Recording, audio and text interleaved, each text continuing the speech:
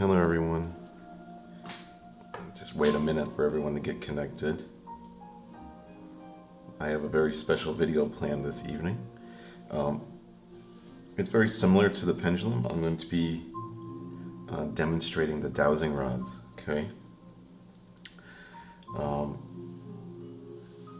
And because we're going to be doing the dowsing rods, I can't specifically do it live, but I will publish it live for you. So, as in any form of divination, we want to make sure that our space is clear, that we cut any cords, and that we set the correct intentions, okay?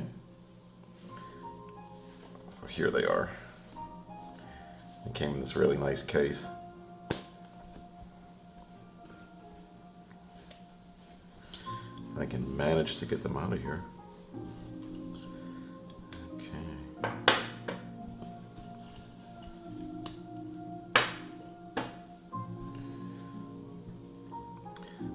So with any form, like this is particularly true. You want to, if you're going to be using dowsing rods, I mean, you could use a coat hanger and it would still work, but you're going to get the best result if you use all copper with spirit, okay? And you'll notice that the pendulum that I often use is also pure copper. So, I mean, these are particularly nice. They're really sturdy. They have these very sensitive ball bearings, so it really doesn't take much to move them. And of course, when you're using these, you want to make sure that you keep your hands as still as possible, okay? And when you're finding the object that you're looking for, or what your intention is, you know, they'll be guiding you straight, and then they'll slowly start to cross like this, and then at the point where they cross, Spirit is signaling like this is where your item is, or what you're looking for is here, okay? So when you get this crossing moment. And you know, I'll be using these with the aid of Spirit, okay? So I'm going to be asking Spirit to guide them, okay? And all that is a simple intention, okay? And I mean, this has been true for I don't even know how long, thousands of years. We humans have been using these kinds of dowsing rods to find water and whatnot. And what did they do? They had the simple intention in their mind to find water. So they got aid from Spirit to find that water, okay? So without them even particularly, maybe even not knowing how Spirit could help them, they set that intention out in the universe, you know, let these help me find water. So they will help you find whatever it is you're looking for. It doesn't have to be just water, okay? So since we're calling upon the aid of Spirit, we want to make sure that our workplace is clear and we set our intentions correctly, okay? You know, this is the same process that we do for the pendulum or for a Ouija board or any sort of communication. We're asking Spirit to kind of interact in our environment. And you all know I don't mess with 2020, so get my blowtorch out. Simple matches don't cut it anymore, everybody. So once I have my sage lit, I want to sort of brush that over my dowsing rods like this, okay? And the intention is only love may enter and only love may leave. So I'm setting that intention with this little ritual. And those of you that are advanced don't necessarily need to do this each time, but I feel that it's a really good thing to do even if you are advanced, because by doing this ritual, I mean, you're giving respect to the spirit world, right? So, only love may enter, only love may leave. And you're setting the boundaries that only good communications, only positive may happen. Only love may enter and only love may leave. love being the highest vibration there is, right? Make sure our workspace is clear. And then we'll put out our sage. Just like a big cigar in the corner. And, you know, I've said this before, but I'll say it again. Even your ashes are sacred, okay? So, pick those up, put them in there. And you don't want to discard them in the trash. You want to make sure that that cycle of energy continues. So what you want to do is you want to put the ashes into, you know, maybe a plant or the garden, outside in your lawn or in the forest. Recycle them, put them back into nature, okay? It's going to give you a much more positive result. Alright. So now that we've cleared our workspace, I invite Spirit in to help us. I have sage ash all over me. I'm going to say, I invite my guides in of the highest vibration, those that have come before us, all beings of light and energy and ascended masters, all angels, guardian angels, archangels, and God, to aid us in this special evening. And we thank them. Alright, so the part 2 of this video, which is coming up right now, will be a demonstration of how to use the dowsing rods, okay?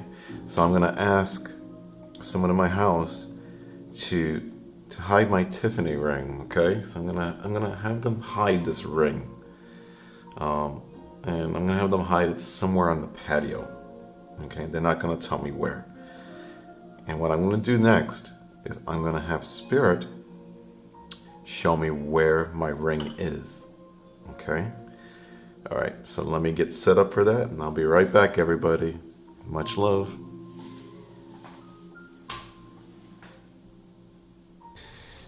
Okay, everybody. My ring successfully hidden.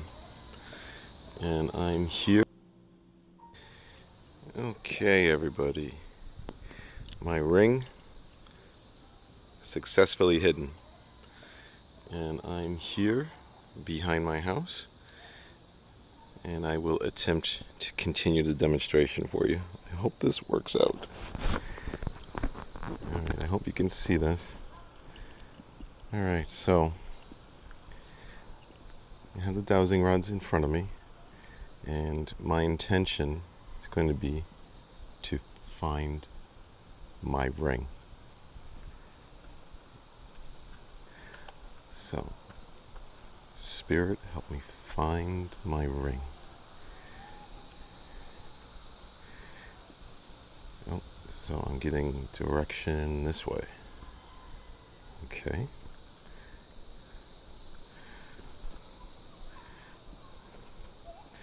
And you can see how they individually move to kind of like guide you along the path.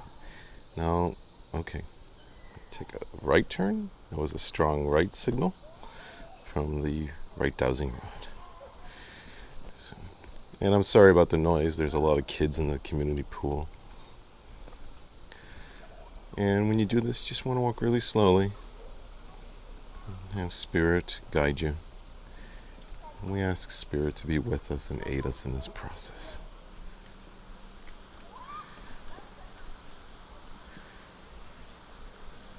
To find the ring. Oh, now it's getting some wind off the side of the building here. I'm walking on the path to find the ring.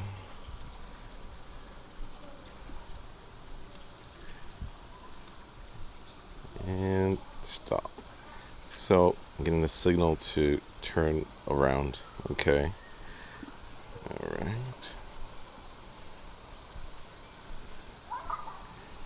And the intention is to find that ring. And I got another right hand signal. Just actually going into my private patio now. And mind you that I do not know where the ring is. So, ask for spirit to guide me to the ring. Okay, I'm getting a left signal now. To go left. Find the ring, spirit, please.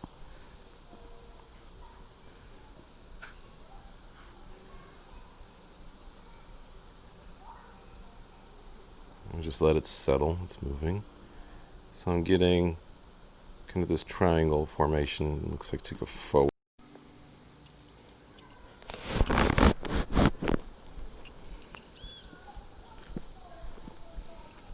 Alright, so I got that direction here to go forward. So my intention, spirit, to help me find this ring.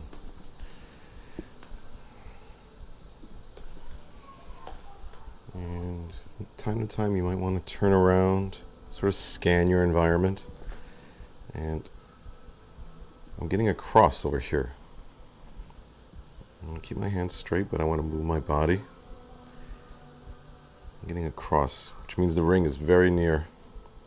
I do not see it on the stairs, so I can continue down.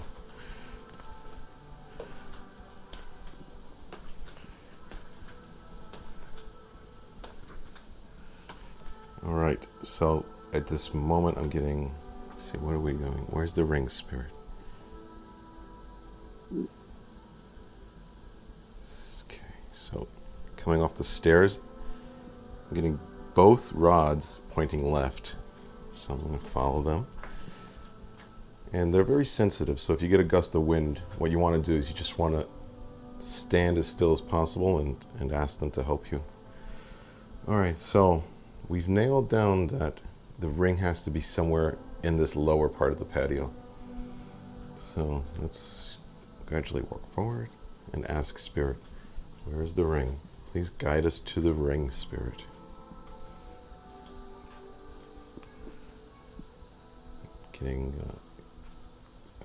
We're getting close, I believe. And now you see that they're starting to cross. I hope it's not in the dirt. Is it in the dirt? No. But it's close.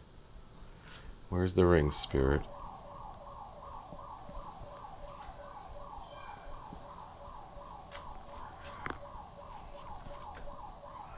I'll let it settle. So we have a cross here. We have an X, more or less. X marks the spot. So if I go over this way, is it over here? No. In fact, the left one is pulling far left. And if they swing, just give spirit a chance to move them. So they're both pointing left at this point now. Very strongly so, actually. So move my body very slowly. Try not to affect the rod's movement. Let spirit do that. So, and you can verify out there. It is absolutely in this area, without a question of a doubt. The only question is if it's in the plant or in the dirt. It'd be a pretty mean trick if they put it in the dirt. Let me see. Nope, I see it. It's right under a leaf.